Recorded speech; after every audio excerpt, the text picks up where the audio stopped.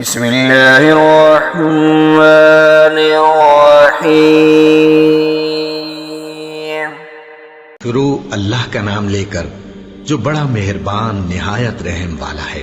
والفجر فجر کی قسم ولیال عشر اور 10 راتوں کی، والشفع والوتر اور جفت اور طاق کی، واللیل اذا یسر اور رات کی جب رخصت ہونے لگے۔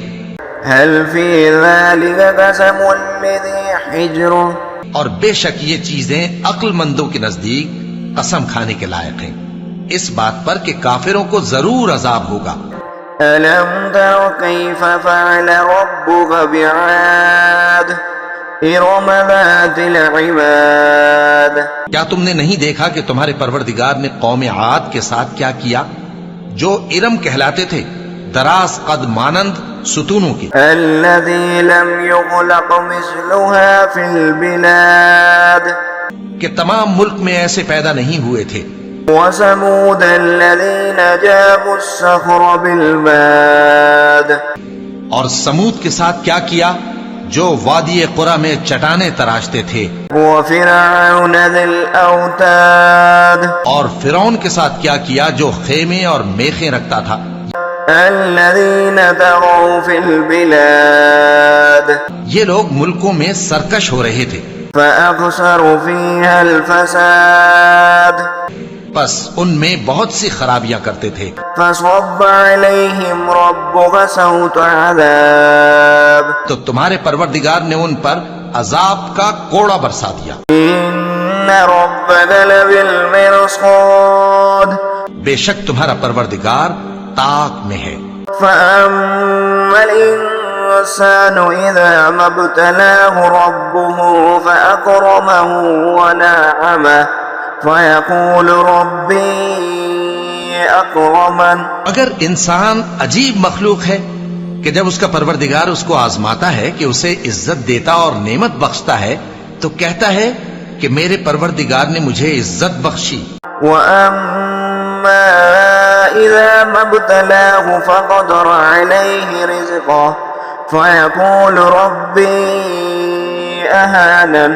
اور جب دوسری طرح آزماتا ہے کہ اس پر روزی تنگ کر دیتا ہے تو کہتا ہے کہ میرے پروردگار نے مجھے ذلیل کیا۔ كلا بل لا تكرمون اليتيم ولا تحاضون على طعام المسكين۔ یوں نہیں، بلکہ تم لوگ یتیم کی خاطر نہیں کرتے اور نہ مسکین کو کھانا کھلانے کی ترغیب دیتے ہو۔ وتأكلون التراث أكلا لما اور میراث کے مال کو سمیٹ کر کھا جاتے ہو۔ وتحبون المال حبا جما اور مال کو بہت ہی عزیز رکھتے ہو۔ كلا إذا دكت الأرض دكا دكا یوں نہیں، جب زمین کوٹ کوٹ کر برابر کر دی جائے گی۔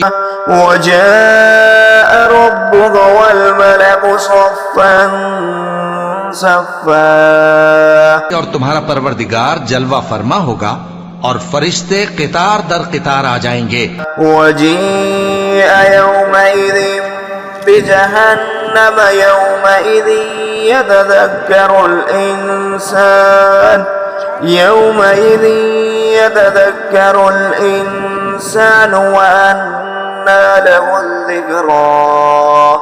اور دوزخ اس دن سامنے لائی جائے گی تو انسان اس دن سوچے گا، مگر اب سوچنے سے اسے فائدہ کہاں مل سکے گا۔ يقول يا ليتني قدمت لحياتي کہے گا کاش میں نے اپنی اس زندگی کے لیے کچھ آگے بھیجا ہوتا۔ فيومئذ لا يعذب عذابه أحد ولا يوثق وثاقه أحد۔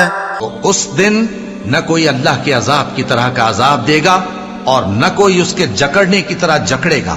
يا أيتها النفس المطمئنة اطمینان والی جان، ارجعي إلى ربك راضية مرضية اپنے پروردگار کی طرف لوٹ چل، تو اس سے راضی، وہ تجھ سے راضی، فادخلی فی عبادی سو تو میرے خاص بندوں میں شامل ہو جا وادخلی جنتی اور میری بہشت میں داخل ہو جا۔